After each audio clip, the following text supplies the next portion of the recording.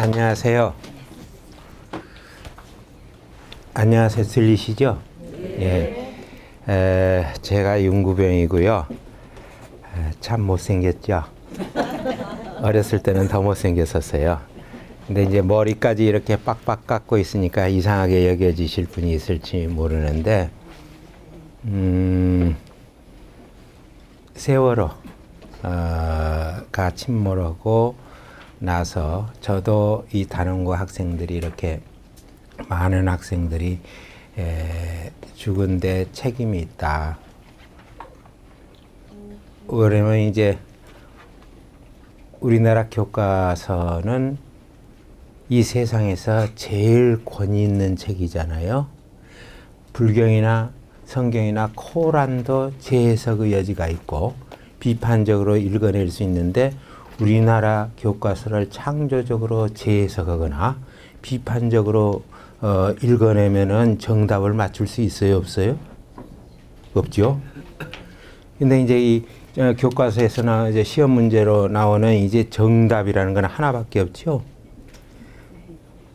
근데 이 정답이 하나밖에 없다고 배운 아이들은, 그리고 그 정답이 어른들이 혹은 학식이 많은 교육 관료나 교수나 교사들이 그 정답을 정해줬다고 생각을 하면은 이거는 정해준 답이 정답이지 꼭 바른 답이 정답이라고 할 수는 없습니다.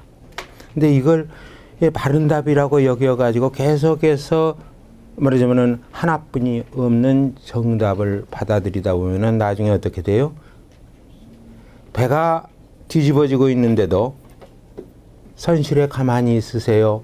그럼 그걸 정답으로 알죠? 그러다가 다 죽은 거예요. 사실은 이 아이들이 위기의 순간에 정답이 그렇게 어른들이 하는 말이 꼭 바른 자기가 가르치면 아니다라는 것을 스스로 판단하도록 배웠으면은 이렇게 많은 학생들이 죽지 않았을 겁니다.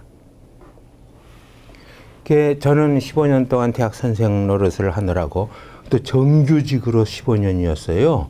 비정규적으로 직까지 하면 더 깁니다. 근데 있으면서 저도 공범이다. 왜냐면 아이들이 이렇게 정답, 하나밖에 없는 정답을 찾아서 필사적으로 하루에 10시간 혹은 그 이상 공부를 하게 밤에도 사실은 타율학습인데 자율학습이라고 어른들이 말을 하잖아요. 그렇죠? 그런 걸 통해 가지고 계속해서 좀비와 강시가 돼가면서 그렇게 정답을 찾는 거는 오로지 좋은 대학을 가려고 그런 거 아니에요? 저도 국립대학 교수로서 한 15년 지냈는데 이 아이들을 죽이는데 나도 일정 정도 책임이 있다 생각을 하고 뒤늦게 팽목항에 가가지고 몰래 저희가 구석에 가가지고 제가 머리를 깎았어요. 머리를 깎았는데 그런 이제 달마다 이렇게 머리를 깎습니다. 부모들은 아이들 부모들은 가슴에 아이들을 그 자식이 죽으면은 가슴에 묻고 평생을 그 앓지요. 네, 저는 그 실제 부모는 아니라도 적어도 3년상은 치러줘야겠다 생각을 해서 이렇게 그 머리를 깎고 있는데 가끔 저한테 합장을 하는 분들도 계세요. 스님인 줄 알고. 네, 이제 이렇게 그런 사연이 있다는 걸 말씀드리고 좀 눈에 튀죠. 네, 그래서 이제 먼저 말씀드리고 제 이름이 윤구병인 것은 오로지 우리 아버지가 상상력이 없으셔서 이런 이름을 제가 얻었어요. 아주 고지식하고 부지런하고 성실한 농사꾼이셨는데 상상력은 꽝이셔서 그래가지고 아이들을 낳으면서 1년 번호를 붙이기 시작하셨어요. 네, 병자는 자기가 돌림이고 학렬이고 너 첫째 태어났냐? 1병, 둘째 2병, 셋째 3병. 근데 설마 우리 어머니가 아들만 낳을 줄은 모르셨겠지요. 그래서 제가 구병이에요. 근데 막내이기 다행이에요. 하나 더 낳았으면 뭐라고 붙이셨을지 상상이 안 가요. 예. 근데 이제 우리 아버지가 그렇게 거지식하고 상상력이 없으셨을 뿐만 아니라 귀가 얇기까지 했어요. 그 어느 날 이제 장터에 가가지고 그런 이야기를 듣고 오셨어요. 예. 말을 낳으면 제주도로 보내고 자식을 낳으면 서울로 보내라. 그걸 꼬박 믿으셨어요, 또. 그래서 주섬주섬 집 팔고 논 팔고 밥 팔고 해가지고 서울로 이주를 하셨어요. 그때가 1949년 한 3월 달 정도 이주를 했을 텐데 제 나이가 우리 나이로 7살 때. 예. 저 눈 나쁘신 분 뒤에 앉으신 분한테는 제가 자기가 43살쯤 났을지 모른다고 생각이 될지 몰라요. 근데 43년생이니까 그래서 상관없어요. 예. 근데 서울로 가니까 촌놈이 서울로 가니까 이건 딴 세상이더라고요. 저는 제 고향 표준말로 못하는 말이 없었어요. 누구한테나. 근데 서울에 오니까 전부 서울 사투리를 써요. 선생님이고 애들이고 전부 서울 사투리를 쓰는데 알아들을 길이 없어. 그 서울 사투리를. 그뿐만 아니라 나는 촌놈이니까 7살 되면 저희가 촌에서 자라면 시골에서 자라면은 봄철에는 해가 산 어느 구석에서 떠올라서 어느 구석에 지는지, 여름철이면 또 어떻게 바뀌는지 이런 것 다 자연의 시간에 대해서는 아주 잘 알거든요. 그러니까 이제 봄, 여름, 가을, 겨울 이거를 우리가 이제 내철이라고 그러죠. 근데 여러분들 비발디 아시죠? 비발디 하면은 뭐가 생각나요? 사계. 이거 보세요. 진짜 유식해. 에?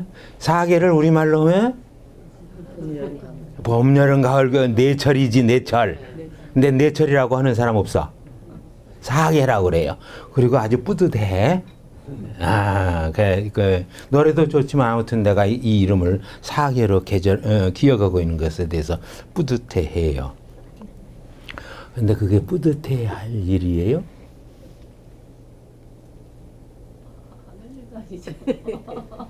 여기 도시에서 사는 사람한테는 계절이 없죠. 예? 봄, 여름, 겨울, 가을, 겨울 구별할 길이 별로 없죠. 계절이 없다 하면 여러분들은 이해하고 받아들이죠. 계절 없는 그 곳에서 사는 사람들은 어떻게 돼요? 철이 없어져요. 철이. 계절에는 우리말로 하면 철이야. 응? 봄, 여름, 가을, 겨울 한철 한철 접어들면서 우리는 철이 들고 한철 한철 나면서 철이 나는데, 응? 그래서 이제 말하자면 우리가 살아남으려면은 철없는 상태에서 철이 나고 철이 들어서 철 있는 사람으로 거듭나야 살아남을 수 있는데 도시 사람들 살아남을 수 있어요? 이런 이런 상태로 자기가 철없이 살면? 없죠? 그러니까 바로 그런 위기의식에서 이런 자리에 모이는 거 아니에요. 그렇죠?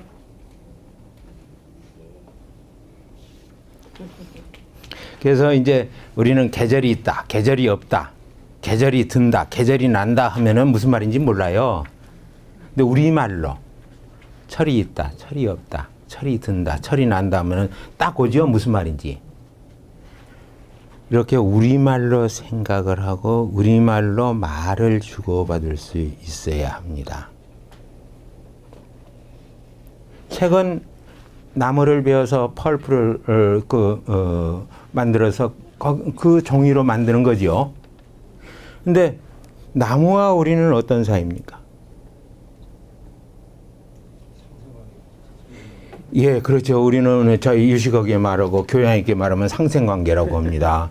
근데 이제 이거 뭐 그때는 이제 생이라는 게 생명이죠. 서로 자기가 그 생명을 우리말로 하면 무슨 말이 됩니까? 목숨. 예, 목숨입니다. 목숨은 목으로 들이쉬고 내쉬는 숨을 목숨이라고 그러는 거지요. 합해서 목숨이라고 그럽니다. 그럼 우리가 내쉬는 숨에 섞여 있는 이산화탄소를 나무가 들이마셔서 자라고, 나무가 내쉬는 숨에 섞여 있는 산소를 우리가 들이마셔 가지고 몸 놀리고 손발 놀리고 머리도 쓰지요. 이렇게 나무와 우리는 목숨을 나누는 사이고 목숨을 주고받는 사이입니다. 그러니까 어떤 그 책을 한 권을 묶어낼 때 그 책을 읽는 사람이 일깨움을 얻거나 혹은 감동을 받아서 나 나무 적어도 마음으로만으로라도 나는 나무 10그루 20그루 심을 거야, 이런 마음을 낼 수 있는 그런 책을 묶어내야 한다. 아이들 책이고 어른 책이고 마찬가지다. 그래서 더디 묶어내느라고 이렇게 저희가 30년 가까운 세월에 300 정도 안 되는 책만 묶은 겁니다. 더구나 아이들 책은, 아이들은 책을 골라볼 수 있는 힘이 있습니까? 없습니까? 없습니다. 그냥 갖다 주면, 어른이 갖다 주면 어머니, 아버지건 뭐 이모건 누구가 갖다 주면은 그걸 좋은 책이든 나쁜 책이든 가리지 않고 그대로 스폰지처럼 빨아들입니다. 해면체처럼.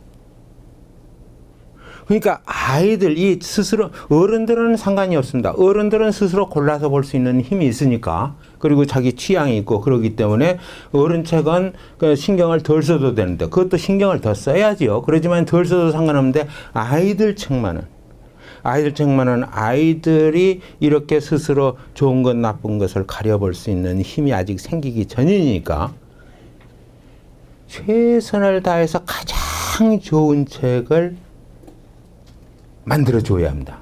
그래야 이 아이들이 사는 세상은 우리가 사는 세상보다도 더 밝고 맑고 아름다울 수가 있어요.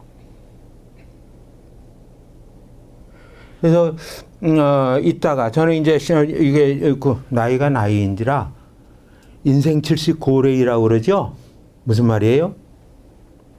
예로부터 사람이 70살 넘게 살아남는 건 참 드문 일이라고 그러죠. 근데 제가 43년생이니까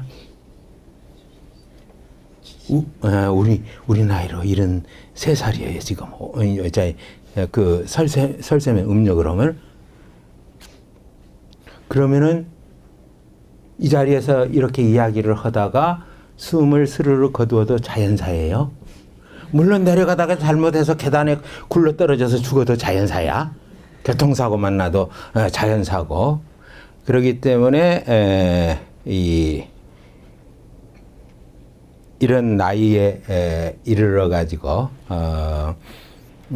제가 나이 자랑하려고 이 말을 하는 거는 아닌데 하는 말이 조금 귀담아 들을만 하다면은 괜찮고, 늘 강의를 오면 미리 부탁을 해 놓습니다. 제가 한 40분 이야기하고 한 20분 쉬어야 합니다 하고, 그 쉴 때 막걸리 한 잔을 받아 놓으십시오 하고 이야기를 해 놓는데 막걸리 한 잔이 있는지 잘 모르겠어요.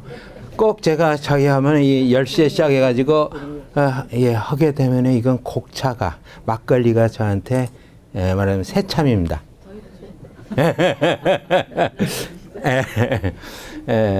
그래서 이제 그 지역에 가면 그 지역, 이 시흥에 오면 시흥에서 만들어낸 막걸리를 먹는 게 제 취미예요. 이제 혹시 쉴 때 귀담아 들으신 분이 있으면 막걸리 한 잔 놔두시기 바랍니다. 근데 제가 서울에 와서 1949년에 7살에 서울에 와가지고 처음 이제 학교에 들어갔어요. 집에서 막내니까 이제 귀찮고 어리광 부린다고 해가지고 좀 일찍 학교에 들여보냈어요. 도맡아 놓고 제가 꼴찌를 했어요. 빵점.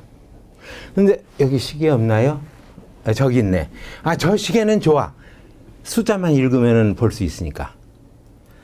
근데 가자마자 시계를 볼 줄 알아야 한다고 선생님들이 그래요. 시계? 근데 저는 자연의 시간에 대해서는 선생님들보다도 훨씬 더 잘 알았거든요. 도시에서 하는. 어떤 선생님보다도 더 잘 알았어요. 달은 실제로는 언제 어떻게 뜨고 달 모양은 어떤지, 보름달은 어떻고 금음달은 어떻고, 이런 초생달 뭐 금음달 다 그 모양까지도 내가 알고 있고 언제 뜨고 언제 지는지까지도 다 알고 있는데, 이 자연의 시간에 대해서는 내가 진짜 잘 아는데 도시에 오니까 선생님들이 그거 다 필요 없다는 거예요. 그거 몰라도 된다는 거예요. 몰라도 산다는 거야. 그런데 이 시계를 볼 줄 모르면은 이건 여러 가지로 불편하다는 거예요. 그래가지고 저한테 시계를 가르치는데 제가 끝끝내 시계를 이해하지를 못했어요. 자랑스럽게도.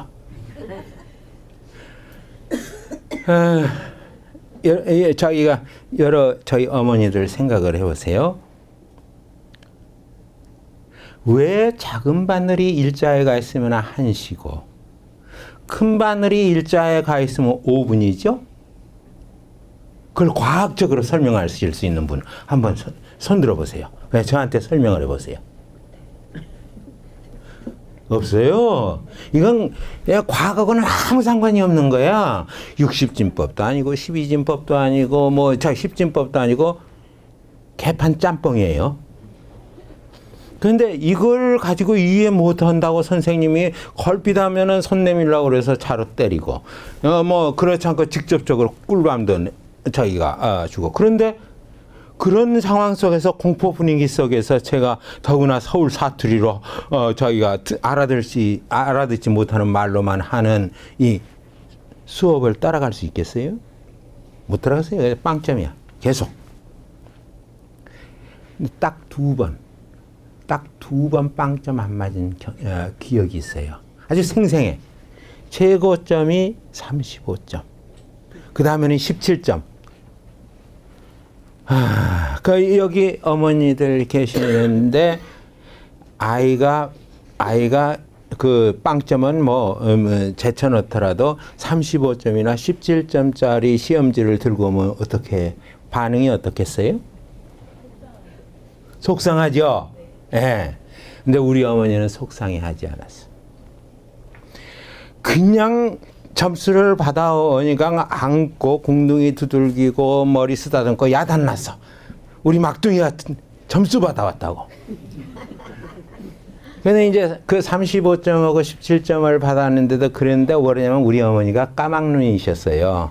그래서 빵은 분명히 보이는데 이게 글자는 무슨 글자인지 헤아리시를 못 하신 거야. 그래서 글자 쓰인 걸 받아왔다고 그렇게 좋아하셨던 기억이 있어요. 근데 가끔은 머리가 좋고 자식에 대한 욕심이 많은 어머니보다 까막눈이고 자식에 대한 사랑만으로 가득한 어머니가 더 아이들의 힘을 북돋아주는 좋은 어머니일 수가 있어요. 예. 근데 지금 이렇게 들어보면서 제가 생김새처럼 말하는 게 교양이었고 무식하고 쉽게 말하는구나, 그거 느끼시죠? 예. 근데 제가 엄청나게 대단한 먹물이었어요. 예.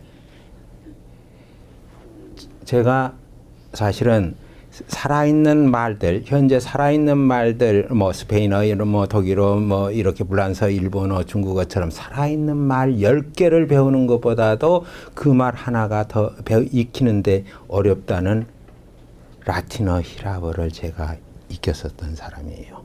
라틴어는 동사 하나가 300가지 이상으로 변화하는 동사도 있어요. 히라버는 600가지 이상으로 변하는 동사가 있어. 제가 그걸 배웠어요. 그리고 라틴어와 히라버를 공부하다 보면은 영불도거는 반드시 공부해야 돼. 왜냐하면 문헌학적인 그 전통을 이해해야 어떤 파피루스나 양피지 같은 데다가 필사본으로 적혀 있는데 어느 것은 점이 쓸어가지고 문장이 통째로 달아나 버린 것도 있고 어떤 것은 베꼈을 때 말하자면 잘못 베껴서 가지고 요즘 뭐 오자 비슷한 것이 나는 경우 있고 이거를 어떻게 풀이해야 할 거냐 여기가 무슨 말이 들어갔을 거냐 이런 것까지 다 따져야 하니까 히라버, 라틴어, 영어, 불어, 독일어 게다가 어렸을 때부터 아버지가 농사꾼이었지만 한학에 밝으셨기 때문에 한문 옛날 이렇게 해가지고 제가 말하면 7개국어를 아는 사람으로 알려졌던 사람이야. 그리고 서울대에서 내가 1년 동안 내 충북대에서 이제 서양 고대 철학을 쭉 가르쳤는데 마지막 해인 1995년에는 서울대에서 철학과 석박사 과정 학생들한테 존재론이라는 걸 강의했어요. 온톨로지. 그 존재론 하면 상당히 신비롭게 들리죠? 그리고 온톨로지 하니까 더 어렵게 들린단 말이야. 이걸 내가 강의를 했어요. 1년 동안 교환교수로 서울대에서. 근데 그런데 그 당시에 석박사 과정 철학과 학생들이 내가 하는 말이 무슨 말인지 아무도 못 알아들었어요. 지금도 가끔 만나요.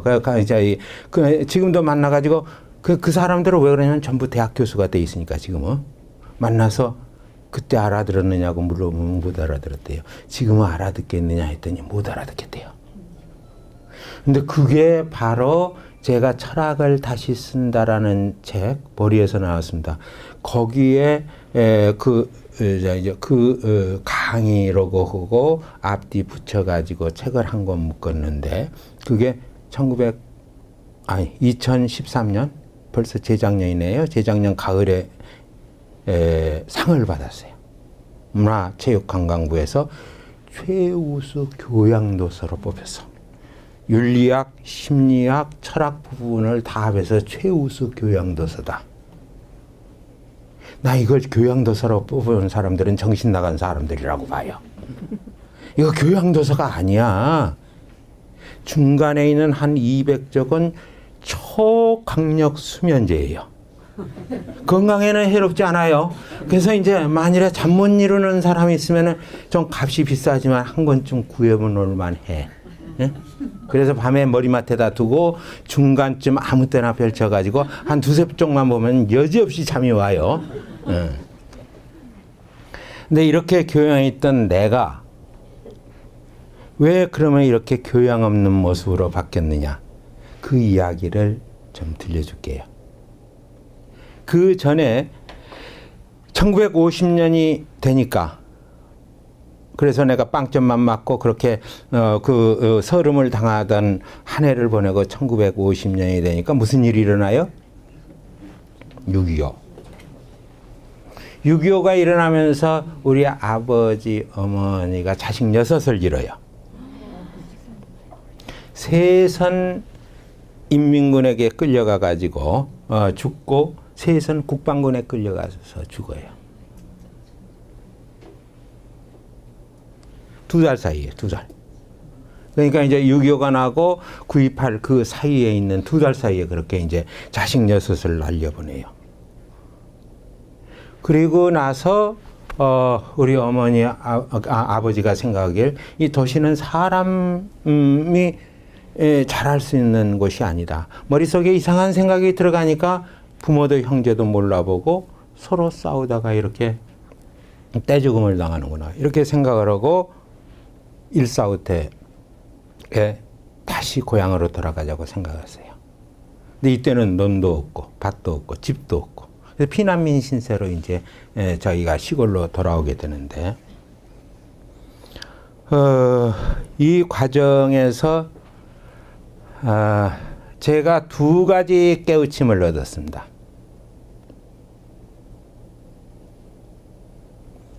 하나는 절대로 이 땅에서 전쟁이 다시 일어나서는 안 된다. 어떤 일이 있더라도. 또 하나는 뭐냐면 제가 전쟁이 일어나고 나면은 그 다음에는 꼭 굶주림의 시기가 옵니다. 제 여섯째 형은 15살 때 그 무거운 M왕총을 들려주니까 그거 들고 전선에 나갔다가 죽었어요. 15살입니다. 그때가. 우리 나이로. 이 말은 무슨 말이냐면은 실제로는 시골에서까지 힘께나 쓸만한 사람들은 40, 50 된 사람도 다 끌려나갔어요. 징용으로. 그리고 이제 어린 사람들은 군대로 끌려나가고. 그러니까 농사 지을 사람이 있었겠습니까? 없어요. 농가밭을 고스란히 묵혀놓는 거예요. 여러분들 초나라가 망하게 될 때 그 징조로서 온 들판에 망초대가 피어가지고 이건 초나라가 망한다는 증거다 하는 그런 걸로 해가지고 그 꽃말이 망초는 그렇게 해서 생겨났다고 그러지요. 근데 이거는 하얗게 피어나는 건 개망초예요. 우리가 늘 보는 것은. 제가 농사를 짓다 보니까 자기가 논밭을 묵혀놓으면 맨 먼저 피어나는 것이 거기서 돋아서 피어나는 것이 개망초예요. 하얗게 자기 덮어요, 밭을. 그래서 이거는 무슨 자연이 초나라를 망하기 위해서 이렇게 한 게 아니라 7년 이상 계속된, 9년 계속됐다고 그러기도 하죠. 초안전쟁 때 많은 젊은이들이 다 끌려나가가지고 사실은 농사지을 사람이 없었다는 것을 반영하는구나 하는 것을 제가 뒤늦게 깨달았어요. 전쟁이 일어나서 그렇게 농가밭이 다 묵혀 있으니까 먹을 게 없어요. 저는 왕겨를 갈아서 물에 타서 목에 넘겨본 적도 있고 수수 껍질을 갈아가지고 넘겨본 적도 있어요. 게다가 이제 들에 나가면 띠뿌리라고 해서 있어요. 잔디 비슷한 건데 훨씬 길게 자라는. 그 뭐 지붕도 얹고 그러죠. 베어서 그 띠뿌리를 캐가지고 먹기도 하고 소나무 속껍질을 송기라고 그래서 벗겨서 먹기도 해요. 했어요. 그게 전부 100% 셀룰로이드예요. 100% 셀룰로이드죠. 그래서 겨우 목에 넘기면은 이게 먼저 어디를 채워요? 여러분들 이렇게 우리말은 죄다 잊어버리고 전부 물 건너온 말로만 탁탁 반응을 해. 우리말로 하면은 밥통 같은 소리 하시네. 양이에요. 양을 채운다. 양이 자기가 안 찬다. 양껏 먹는다 할 때 양이야. 지금은 소한테만 써. 양을 채웠다가 그 다음에 어디를 거쳐가지고 어디에 쌓여요? 대장, 소장 거쳐서 그것도 다 물 건너온 말이야. 창색이 없는 말하네. 이게 저기 애예요, 애. 애가 탄다, 애를 태운다, 애가 끓는다 할 때 애야. 여기 혹시 저희가 그 홍어 먹어본 분 계시면 손 들어보세요. 그렇죠. 홍어애탕 혀가 갈라지는 것 같죠? 그래. 그 애야 내장이에요. 내장기관을 우리말로는 애라고 그랬어. 그러니까 이제 이 내장기관이 다치면 그렇게 통증이 심하니까 뭐 자기가 그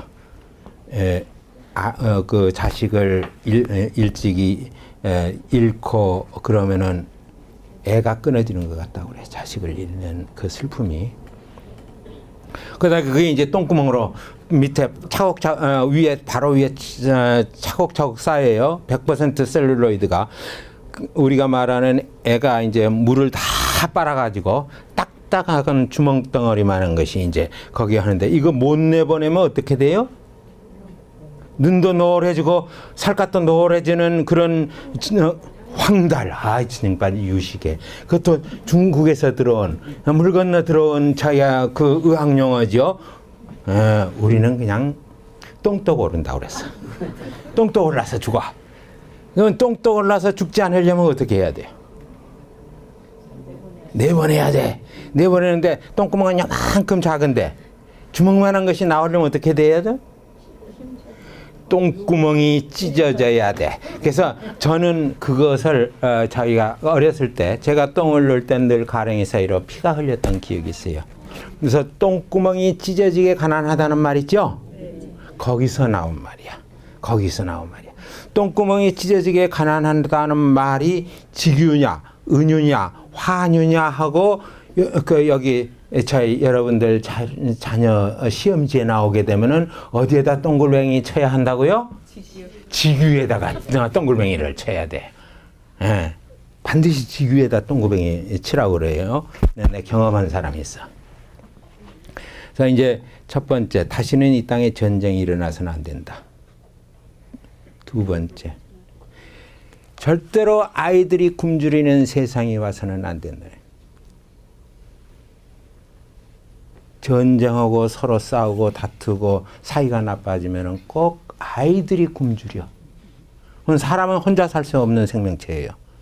서로 도우면서 나누어야 살 수 있는 생명체라고. 지금 옷이 따뜻해 보여요? 좀 덥죠 지금? 나도 좀 더운데. 그거 스스로 해서 만들어 입은 거 아니죠? 그리고 립스틱도 짙게 바르셨어. 그 립스틱 스스로 만들었어요? 아니죠. 이게 사람은 서로 필요한 것들을 주고받고 나누어야 살 수 있는 생명체로 태어났어요. 그런데 전쟁을 하게 되면 서로 죽이고 싶은 마음밖에 안 들죠. 저 사람 죽이지 않으면 내가 죽으니까. 경쟁도 전쟁의 하나예요. 우리 아이들 계속해서 경쟁을 하고 배워왔지 서로 도우면서 살라고 배워오지를 않았어.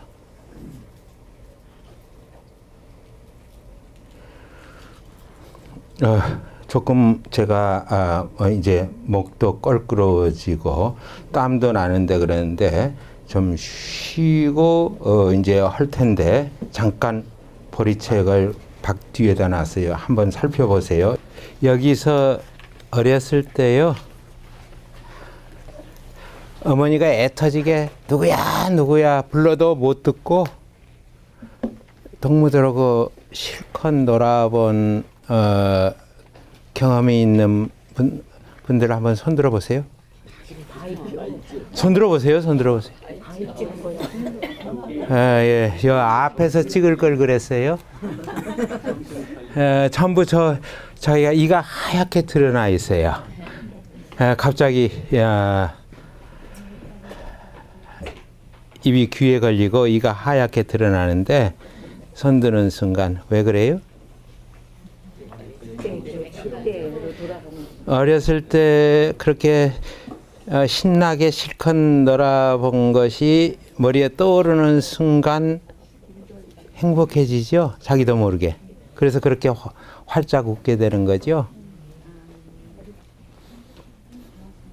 근데 어떻게 뻔뻔스럽게 손을 들 수가 있어요? 우리 애들한테 그렇게 해주고 있어요? 실컷 산과 들과 바닷가에서 동무들과 실컷 뛰놀게. 그래서 자기도 모르게 행복해지는 느낌이 차곡차곡 쌓이도록 그렇게 애들 내버려 두고 있나요? 왜 지네들은 행복하게 그렇게 그 기억만으로도 행복해져 가지고 나중에 어려움을 겪을 때도 살 힘이 생겨나는데도 애들은 그렇게 못 놔둬요? 왜 행복하게 자라도록 못 만들어줘요? 그 돈 드는 거 아니잖아요. 응? 따로 시간 내는 거 아니고. 지네들이 너를 그렇게 자유롭게 뛰놀겠다는 걸 왜 말려요?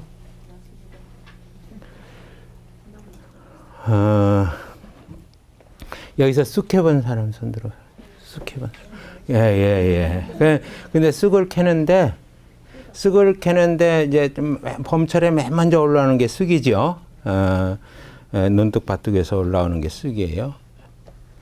칼을 대면은 너무 자기 높이 돼서 입이 흐트러져 버리지도 않고 너무 깊이 돼 가지고 묵은 잎이 오나 뿌리와 함께 올라오지 않고 고스란히 새 잎만 딱 올라오도록 캘 수 있는 분 한번 손 들어보세요.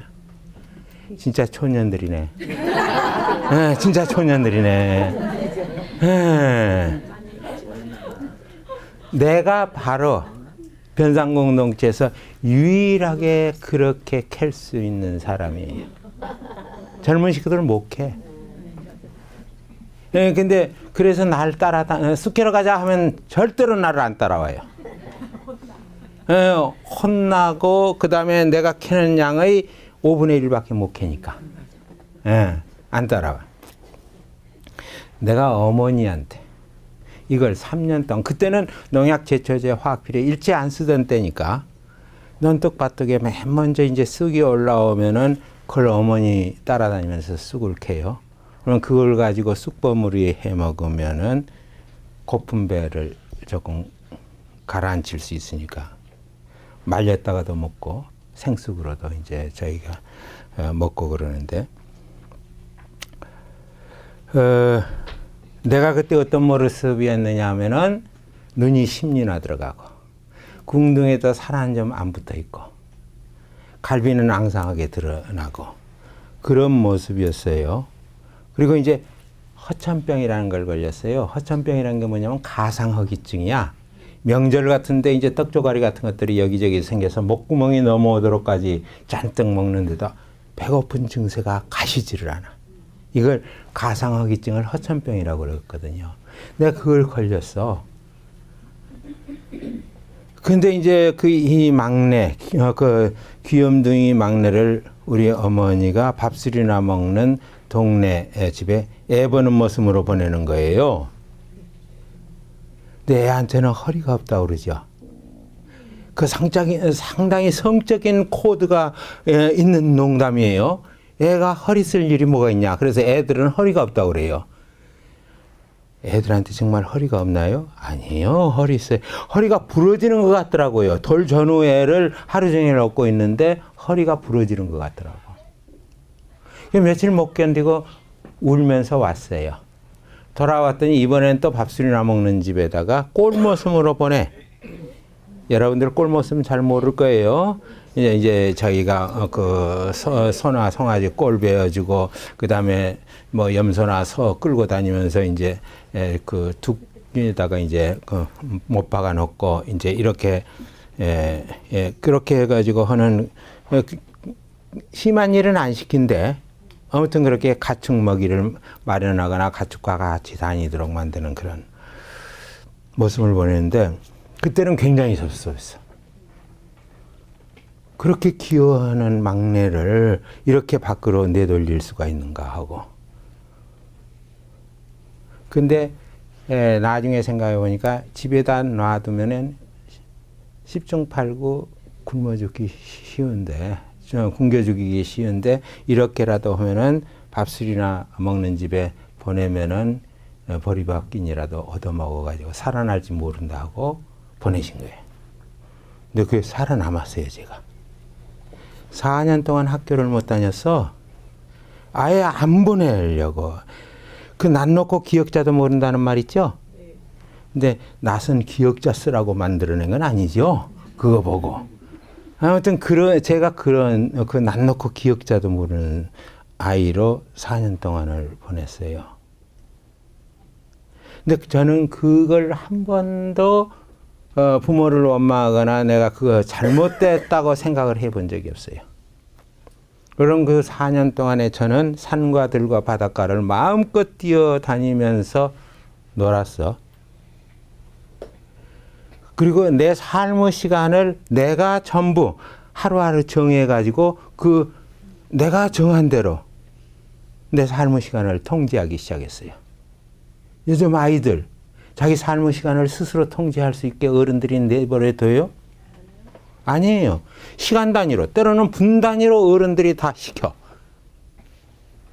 아이들이 자기 시간이 없어. 지 마음대로 할 수 있는 시간이 거의 없어요. 근데 보세요. 생명력이 실제로는 살 힘이 튼튼해져야, 생명력이 강화돼야 오래오래 살아남을 수가 있어요. 근데 이거는 자율성이 뒷받침해주지 않으면 생명력은 시들어버려. 스스로 자기 삶의 시간을 스스로 통제하는 것을 어렸을 때부터 익히지 않으면은 실제로 남이 시키는 대로 하다가 자기가 바라는 삶이 뭔지도 모르는 데 죽어버려. 대부분 그렇게 지금 아이들을 살도록 못 살게 굴고 있어요. 근데 길섭에서 우리 발에 밟히는 질경이 혹은 강아지뿔 다 아시죠? 그런 거는? 그건 누가 지금 싹 트라, 지금 꽃 피어라, 지금 열매 맺어라 이렇게 일일이 간섭을 해서 싹 트고 꽃 피고 열매 맺지 않아요. 스스로 그러는 거야. 스스로 자자 그래 연자. 사람도 아이들도 사람의 자식이기에 앞서서 자연의 아이예요. 자연이 낳은 생명체야. 스스로 그러하도록 만들어줘야 해요.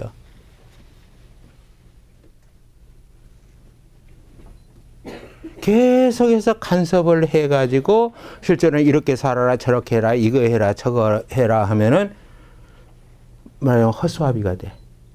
그리고 딱딱한 의자에 오래 저희 학과 공부 시킨다고 딱딱한 의자에다가 오래 앉혀놓으면 앉혀놓을수록 이 아이가 몸 놀리고 손발 놀리는 걸 잊어버리고 강시나 좀비가 돼요.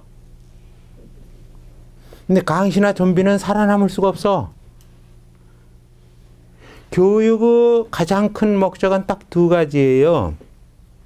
여러분들은 이제 앵무새처럼 외우죠? 교육은 백년지 대계 어쩌고. 그거 틀린 말이에요. 절대로 앞으로는 입 밖에 내지 마세요. 교육이 백년지 대계라는 말은.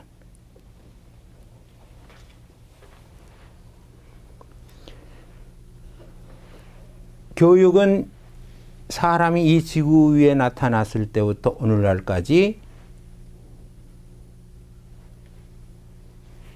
받지 않으면은 사람은 사람답게 사람으로서 살아남을 수가 없어요. 다른 짐승이나 곤충이나 무슨 생명체는 따로 배우지 않고도 먹을 것, 입을 것, 잠자리 다 마련을 해요. 대부분이 그래. 근데 사람만은 배우지 않으면 먹을 것, 입을 것, 잠자리 그 어느 것도 마련할 수가 없어. 그런 생명체로 태어났어요. 농사 짓는 법도 배워야 하고 집 짓는 법도 배워야 하고 옷감 짜는 것도 다 배워야 돼. 본능에 의존해 가지고 이렇게 자기 삶의 문제를 해결하지 못하는 생명체로 태어났어요. 그러니까 교육, 배우고 가르치는 것은 백년지 대계가 아니라 꼭 그런 어려운 말로 해야 한다면은 인류 생존지 대계야. 생존지 대계. 백년지 대계 아니에요. 살아남으려면 교육 받을 수밖에 없어. 교육 시킬 수밖에 없고. 살려주려면 교육 시킬 수밖에 없고. 근데 이 교육의 큰 목적은 딱 두 개예요.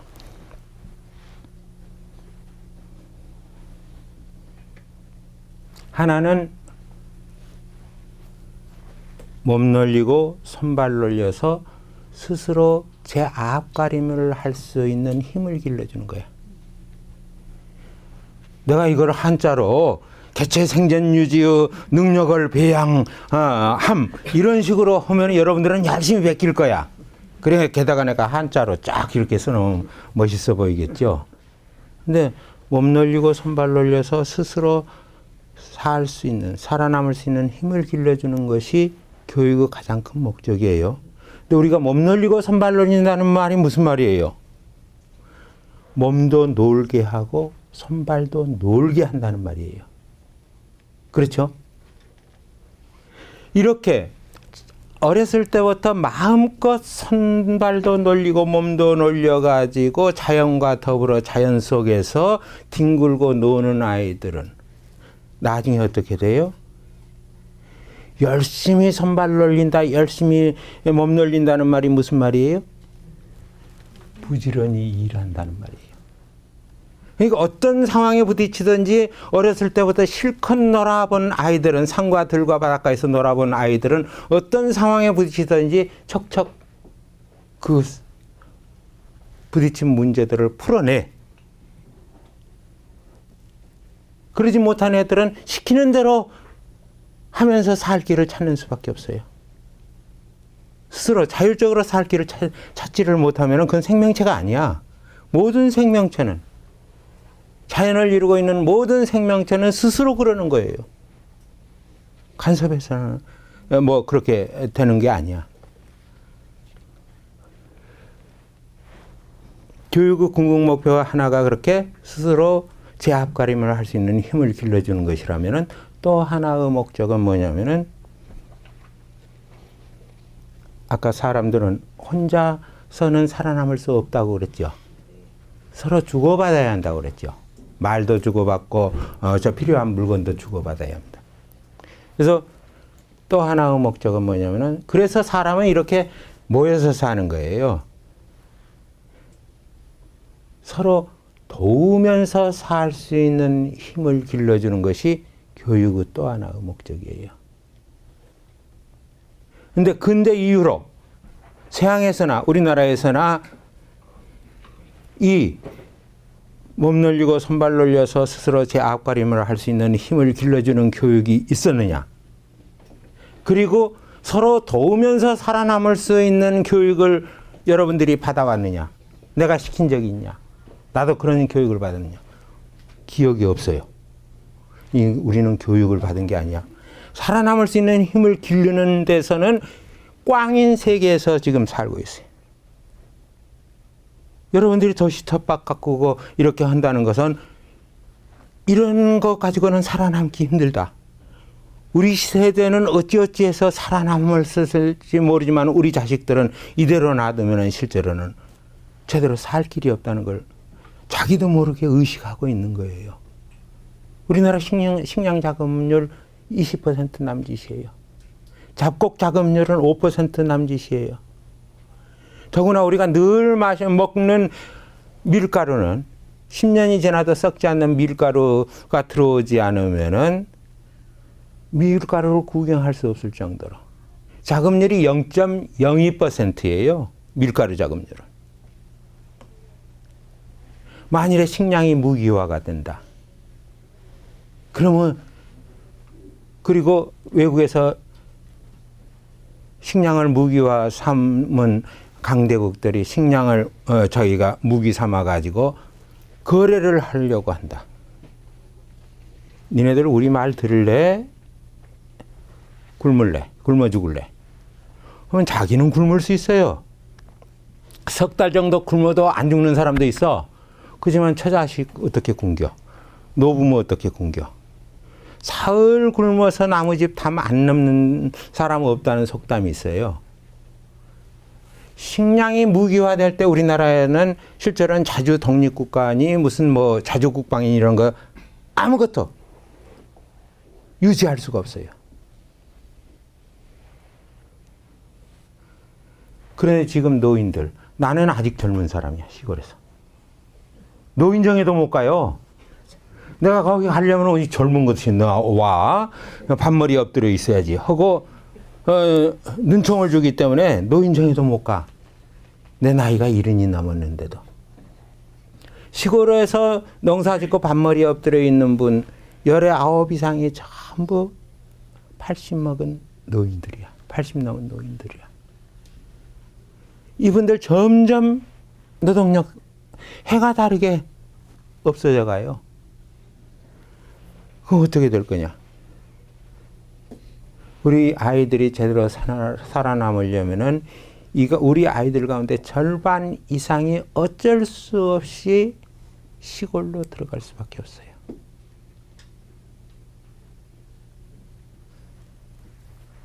농사 안 지으면 먹고 살 길이 없어요. 지을 수밖에 없어. 앞으로 사정은 더 그래요. 그러면 지금까지는 인도나 중국이나 베트남이나 뭐 이렇게 해가지고 세계 곡창지대에 속해서 식량을 수출하는 나라들이 여러 나라였어요. 근데 지금은 그 나라들이, 큰 나라들이 전부 식량 수입국으로 바뀌고 있어. 거대한 블랙홀 같아요.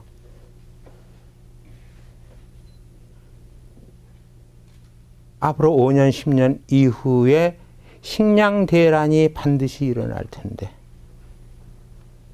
여기에 대해서 아이들 준비시켜줘야 돼요.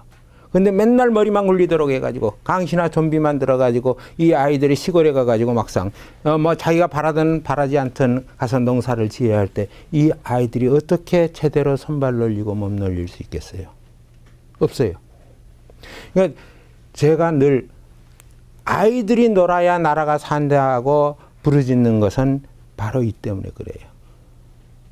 자연 속에서 상과들과 바닷속에서 동무들하고 함께 뛰어노는 동안에 이 아이들이 마음껏 손발 놀리고 몸 놀리고 하면서 부지런하게 일할 수 있는 일꾼으로 자란다.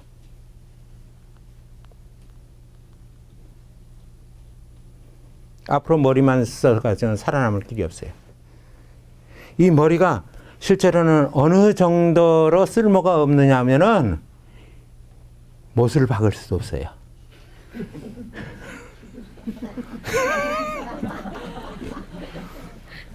그리고 그렇게 가르쳐놔도 대학 지금 저희 19 대학 간다고 그러죠. 대학 나와가지고 뭐 해요? 대부분 허드렛 일도 그것도 안정된 일자리가 아닌 허드렛 일만 기다리고 있어. 그런데도 환상에 빠져 있죠. 내 자식만은 안 그럴 거다. 어디 안 그래? 다 마찬가지인데. 어쨌든 제가 이제 여기까지 말씀을 드리고 왜 내가 그러면은 그 유식한 그 말들을 다 버리고 그리고 그 학교까지 버리고 국립대학교 이 나라에서 국립대학교 교수면은요 저는 정교수를 6, 7년 하다가 자기가 때려치웠거든요. 국립대학교 정교수가 누리는 혜택이라는 건 엄청나요. 보너스가 이래저래 1년에 8, 900% 이상이 나와요. 그리고 봉급 수준은 장관 수준이었어요, 그때. 게다가 뭐냐면은 일주일에 3강좌 9시간만 가르치면 돼. 방학 기간이 절반은 돼요, 전체. 네. 그래서 대학 교수하고 거지가 닮은 걸 세계로 비교하는 사람도 있어요. 첫째, 입으로 먹고 산다. 둘째, 노는 시간이 많다. 셋째, 한 번 든 깡통은 절대로 내버리지 않는다. 철밥통이라. 내가 저희 이 비슷한 점 셋이 있다는 교수 깡통을 내가 버렸어. 근데 이제 정교수가 그리고 얼마만큼 저기냐면은 정교수가 되면은요 논문 낼 필요도 없어. 표절 시비에 휘말리지를 않아. 나는 표절 시비에 휘말리지 않는 정교수로 6, 7년을 지냈어요.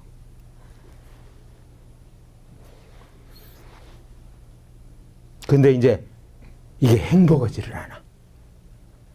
내가 지내보니까. 교수로 지내보니까 행복하지를 않아요. 봉급은 많아. 노는 시간도 많고 바둑둘 시간도 많고 술 마실 시간도 많고. 예. 근데 우리 아버지가 그게 이제 생각이 나는 거야. 돌아가셨지만 아버지가 날 농사꾼으로 만들고 싶어 하셨지. 어쩌다가 이제 이렇게 길을 잘못 들어서 대학 선생까지 됐지만은 실제로는 우리 아버지의 소망은 달랐어. 교육의 효과는 때로 이렇게 40년, 50년 후에 나타나기도 해요. 내가 농사꾼이 됐잖아, 드디어. 아버지가 바라시는 대로. 응.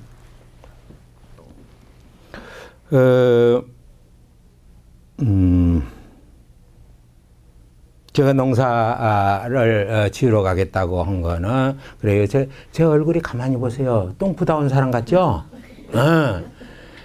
이렇게 이제 자기 그 관상도 못 속여.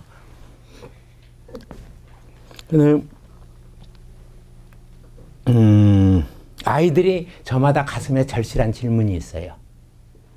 인생에 대해서 뭔가 그 가르침을 받고자 하는 게 있어. 누구나 마찬가지예요.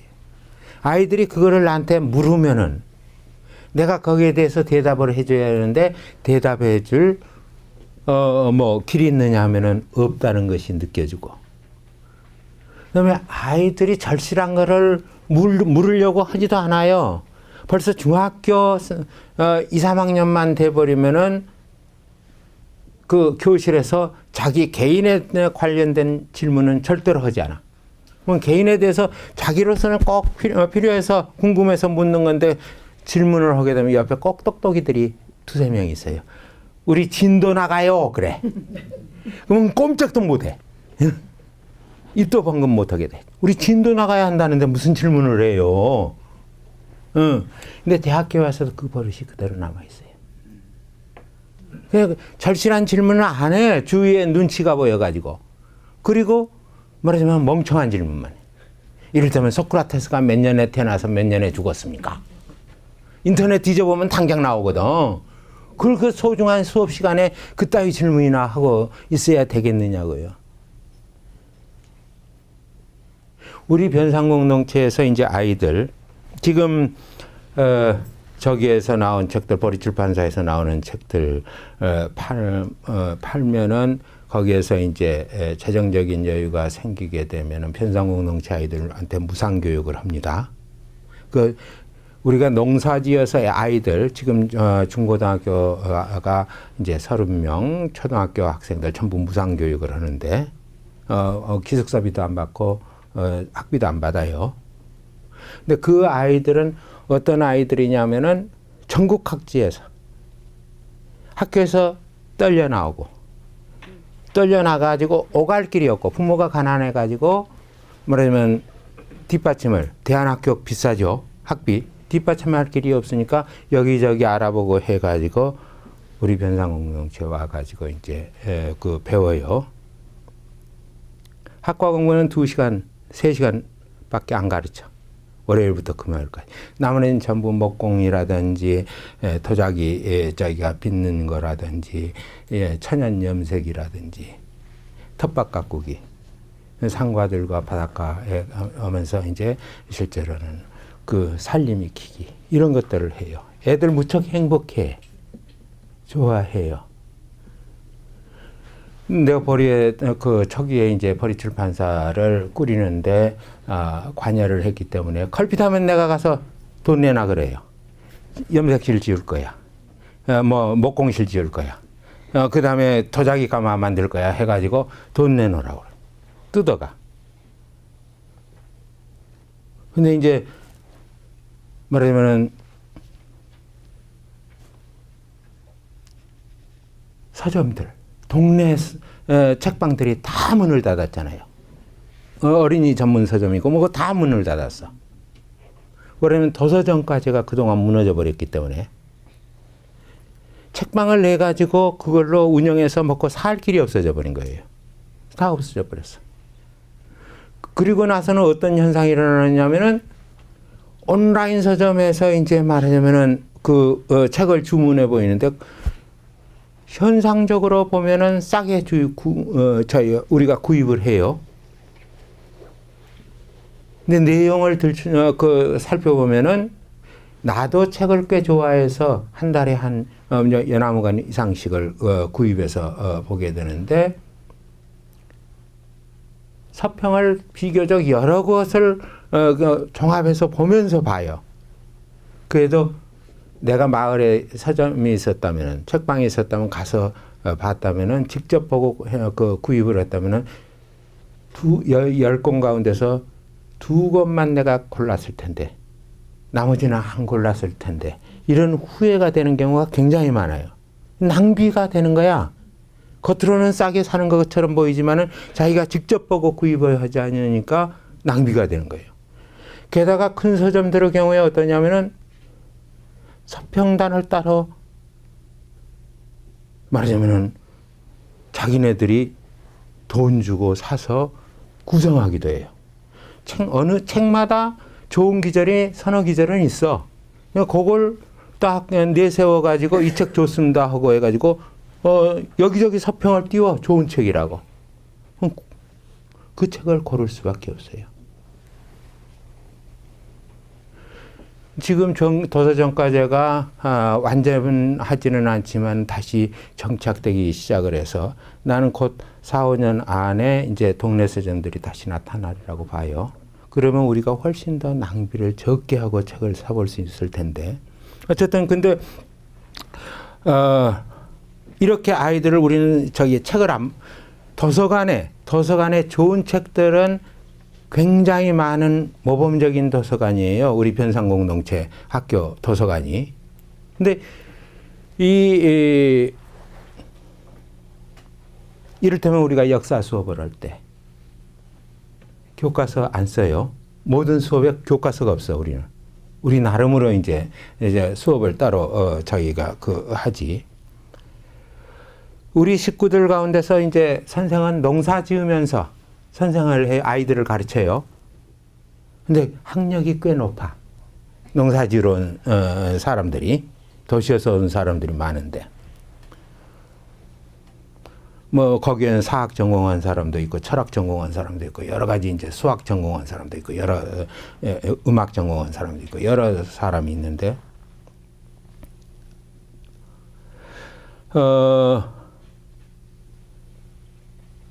사학 전공한 사람은 고대 나온 여자예요.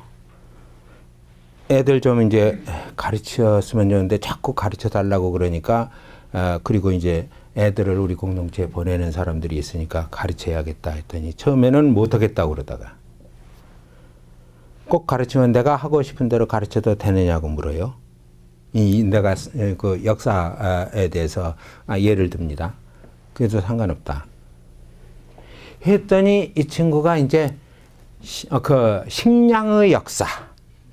이를테면은 저희가 밀이나 보리의 원산지는 어디고 어디를 거쳐서 어떻게 퍼졌고 해가지고 쭉 이제 가르치고 콩의 역사. 이를테면 그래가지고 콩은 극동지방, 우리나라를 포함한 극동지방, 만주지방이 원산지인데 그게 저희가 18세기에 독일로 어떻게 해서 전달이 됐고 그것이 19세기에는 미국으로 어떻게 건너갔고 지금은 이제 전체 세계의 콩 생산량 중에서 50%가 넘게 미국이 이제 생산해서 공급이 되는데 거기에 몬산토라는 농약 회사가 자기가 어떻게 해서 유전자 조작하라는 콩을 내 가지고 그 농약을 뿌리면은 다른 것들은 풀은 다 죽어도 콩만은 죽지 않는 그런 강한 콩을 만들어냈는데 이것들이 전 세계로 퍼지고 있는데 거기에 대해서 이게 유전자를 조작한 것이기 때문에 사람 몸에 들어가면 이것이 몇 년 혹은 몇십 년 후에는 어떤 부작용이 나타날지 이런 거는 아무도 모른다. 이런 것까지 쭉 강의를 해. 이를테면 요즘 그 친구한테 하게 되면 이야기하라고 그랬다면 우크라이나 이야기도 할 거예요. 우크라이나 지금 자기가 저 전쟁이 일어나는 뒤에는 몬산토가 있어요. 세계에서 제일 가는 농약 회사이자 유전자 조작 옥수수 콩 중심으로 해가지고 유전자 조작 식품을 만드는 몬산토가 있어. 유럽이나 러시아는 유전자 조작 한 저희 곡식에 대한 딱 질색이에요. 표시를 딱 해가지고 이건 유전자 조작 식품임 하고 크게 표시를 하도록 만들어. 아무도 안 사도록 만들어요.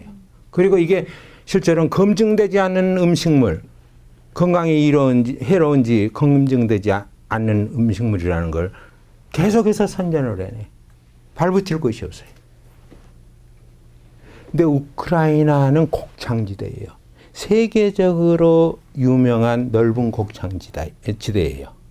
과거에 이제 그 소련에 속했던 독립에서 이걸 몬산토가 눈독을 들인 거예요. 몬산토 한 회사의 예산은 우리나라 국가 예산보다도 훨씬 더 커요. 한 해 예산이. 여기에서 콩과 옥수수를 길러가지고 전 세계에 보급하겠다는 거예요. 유전자 조작, 자기 그 식품에 대해서 말하면은 무지하거나 저항감이 없는 곳에다가 하겠다는 거예요. 우리나라도 유전자 조작 식품을 몬산토를 대리해가지고 선전해내는 학자들이 있습니다. 우리나라는 뚫려버렸어요. 유전자 조작 식품에.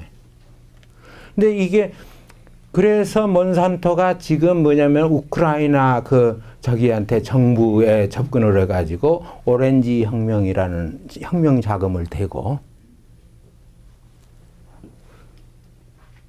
군사적인 뒷받침을 하고 있는 겁니다. 우리가 보기에는 실제로는 거기는 민주국가로 과거 소련에 억압되었던 나라가 민주국가, 자유민주주의 국가로 바뀌어나가는데 그걸 소련이 방해한다 옆에서. 그런 정도로만 알려져 있어요. 근데 이건 제 이야기가 아니에요. 자기가 그 옛날에 농림수산 장관에 있었던 김성은이라는 분이 있어요. 그분이 세계 농업 정보들을 실시간으로 접하는데 그분이 인터넷에다가 한 이야기예요. 이 우크라이나 사태의 본질을 제대로 봐야 한다는 거. 자기 이익이 없는데 다른 나라를 민주화시키는 무슨 십자군 전쟁 같은 거 하는 나라가 없습니다. 근데 우리나라 문제가 있습니다. 제가 아까 다시는 이 땅에 전쟁이 일어나면 안 된다. 그리고 아이들이 굶주리는 세상이 다시 와서는 안 된다고 이야기했는데 제가 한겨레 신문에다 특별기고의 형식으로 여러 차례 이야기를 했어요. 이번 금요일에 또 저기가 나올 겁니다. 한겨레 신문에. 영세 중립 코리아만이 우리의 살 길이다. 무슨 말이냐면은 박근혜 대통령이 이야기를 했어요. 벌써 한 해 전이 되는데 뭐냐면 비무장지대 남녘과 북녘의 젊은이들이 모여가지고 평화로운 공동체를 이루고 살면 좋겠다. 그 다음에 통일이 대박이라는 말도 했어요. 박근혜 대. 다 좋은 말이에요. 좋은 말인데 제가 얼마 전에 민통선 안에 들어가 봤어요. 민통선이라는 건 뭐냐면 민간인이 군대의 허락을 받아야 들어갈 수 있는 지역이에요. 거기에 땅들이 엄청나게 많아요. 버려진 땅들도 많습니다.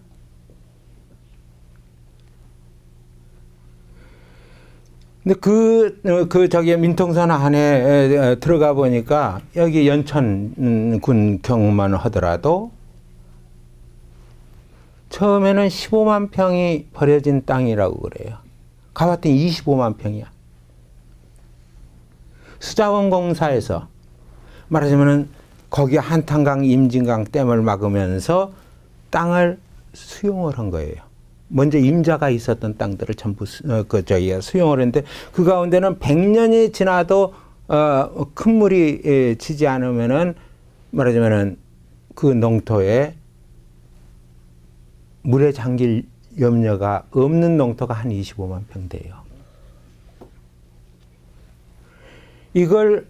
그런데 기존 임자들은 한때 이제 DJ 정권, 노무현 정권 때 땅 투기 바람이 일어가지고 통일이 되면 거기가 중심이 된다 해가지고 땅값이 엄청나게 올랐는데 수자원공사에다 그걸 전부 저희가 팔아치우고 어디론지 사라졌는데 부재지주들이니까 땅을 소유만 하고 있지 자기가 농사 짓지 않은 사람들이니까. 근데 정작 그 농사를 짓는 소작농들은 그 땅이 있어야 살 수 있는 거예요. 그래서 농사를 지었는데 젊은이들은 없고, 이 사람들한테 농사 지을 때 한탄강, 임진강은 이것이 수질이 보호돼야 하는 구역이기 때문에 농약 제초제 뿌리지 마라. 근데 그게 되나요? 날마다 뭐 감시하는 것도 아니고. 그리고 제초제 농약 안 뿌리면 요즘 노인네들 농사 못 지어요. 우리가 실제로 무농약, 제초제 농약 안 쓰고 화학비료 안 쓰고 그다음에 비닐로 멀칭도 하지 않고 우리가 자체 퇴비를 만들어서 쓰는 오무농법을 하는데 동네 어른들은 기가 차요. 보면은 그저 풀약 그라목선 2,000원어치만 사서 확 뿌려버리면은 30분 만에 한 2,000평 풀이 없어지는데 계속해서 매주고 뒤에서 풀 자라는 소리가 들려요. 진짜 들리는 것 같아. 매주면 잘하고 매주면 잘하는데 저런 어리석은 짓을 하고 있다고. 이걸 이제 20년째 하고 있는데. 근데 그러니까 올해 들어서 2015년에 들어서 농사 짓지 마라. 거기에. 수자원공사하고 연천군이 수자원공사는 건 수용만 했지 그 관리는 연천군에서 하니까 그렇게 말을 해가지고 못 들어가게 한다는 거예요. 그러면은 우리가 만일에 비무장지대 안에서라도 남녘과 북녘의 젊은이들이 공동체를 이루고 살려고 그러면은 그거는 남녘과 북녘이 서로 의논을 해야 돼요. 하루 이틀에 끝날 수 있는 일이 아니에요. 이 의논이. 하지만 민통선 안은 남녘 지역에 속하기 때문에 여기에다가 말하자면은 생태에 알맞는 유기농을 하는 교육기관을 설립하면은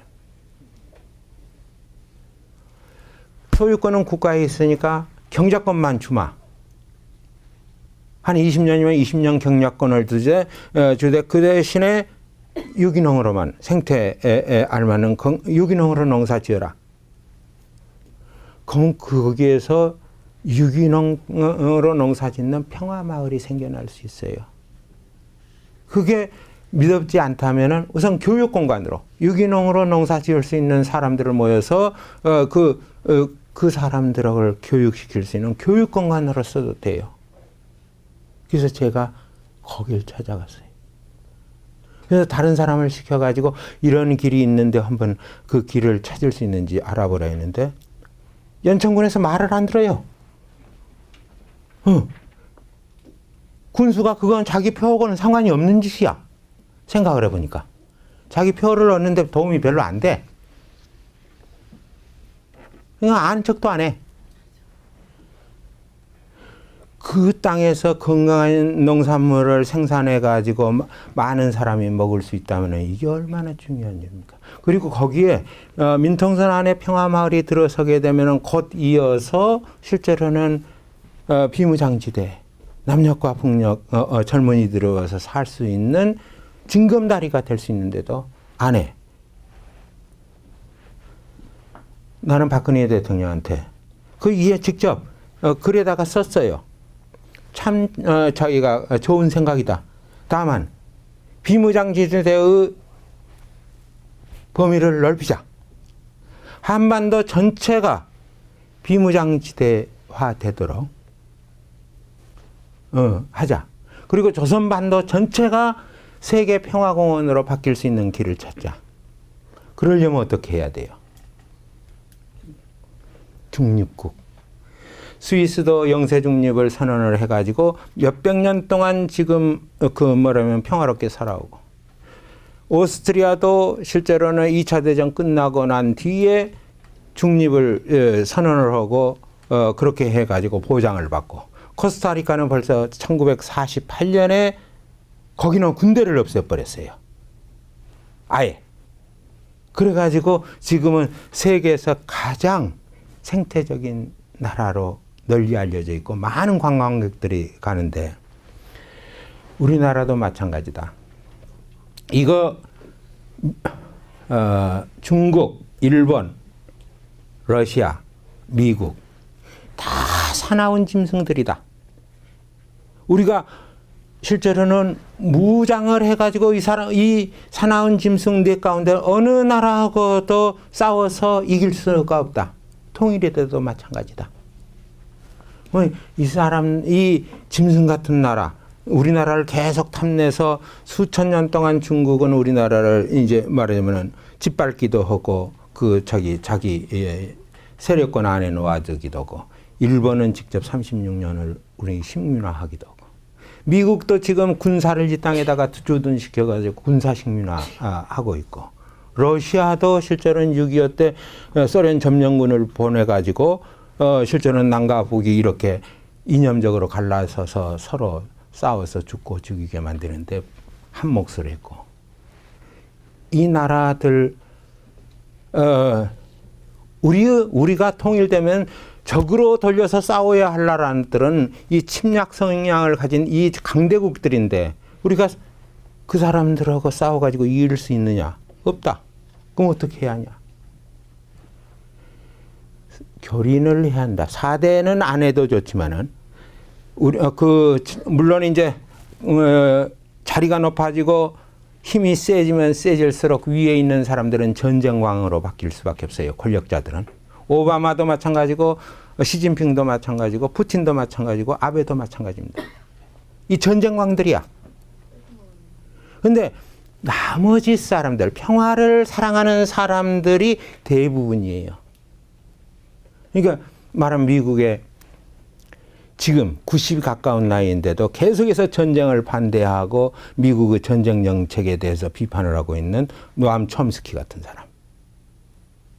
세계적으로 유명한 생성 변형 문법의 창시자이고 유명한 학자인데 그게 평화를 사랑하는 사람이죠. 옛날에 버트란트 러셀이 그랬듯이. 이런 사람들, 평화를 사랑하는 사람들하고 우리가 연계관계를 갖자. 그래서 우리나라 안에 친미파가 나타나야 한다. 평화를 사랑하는 사람들하고 계속해서 오갈 수 있는, 생각을 주고받을 수 있는 친미파가 나타나고, 친일파도 나타나야 한다. 일본에도 평화를 사랑하는 사람들이 많이 있다.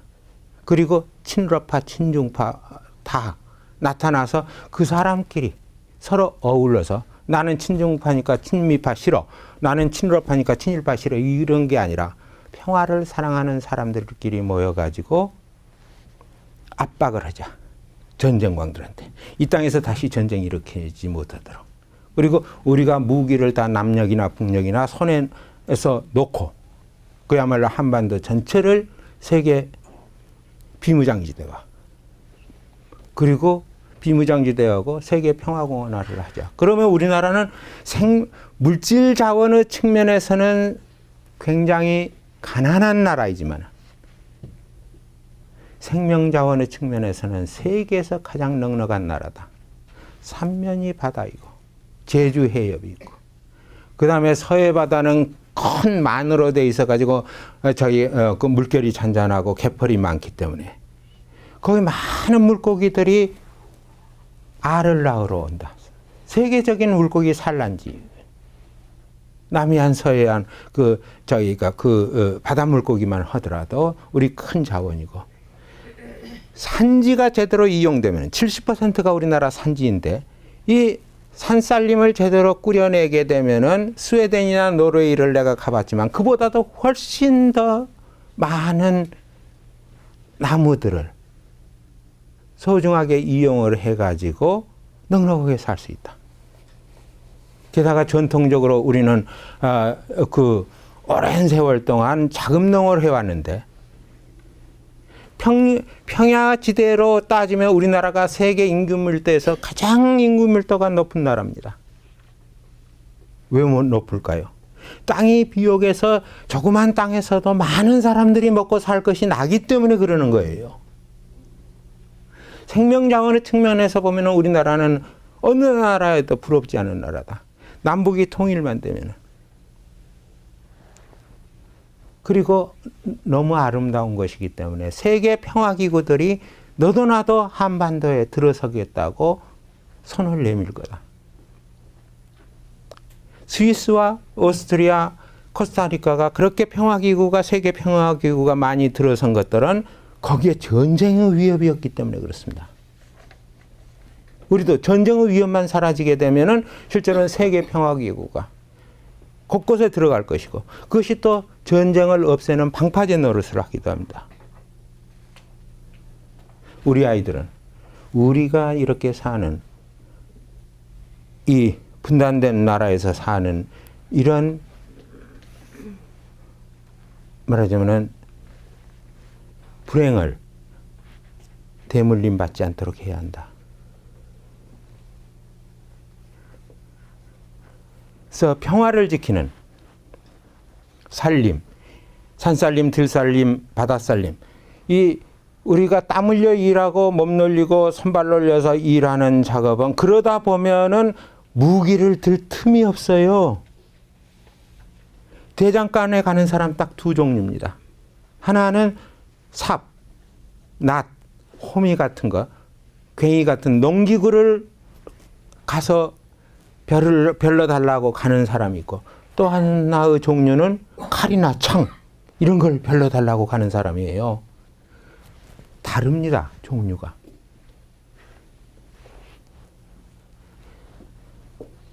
사람을 죽이고 사람에게 두려움을 심어 주어 가지고 자기의 힘을 키우려는 사람들하고 다른 생명체고 함께 살아남으면서 실제로는 평화롭게 살 길을 찾는 사람하고 다릅니다. 저는 여기에 모이신 분들이 대단히 소중하다고 생각합니다. 우리는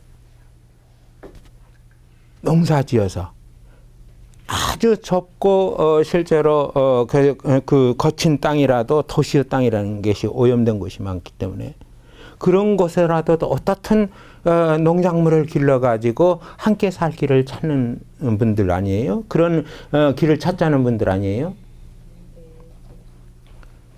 사람과 농사 다른 자기가 우리가 사람이 농사짓는 농작물들과는 오랜 세월 동안에 함께 사는 길을 찾아왔습니다. 상생하고 공존하는 길을 찾아왔다는 거예요.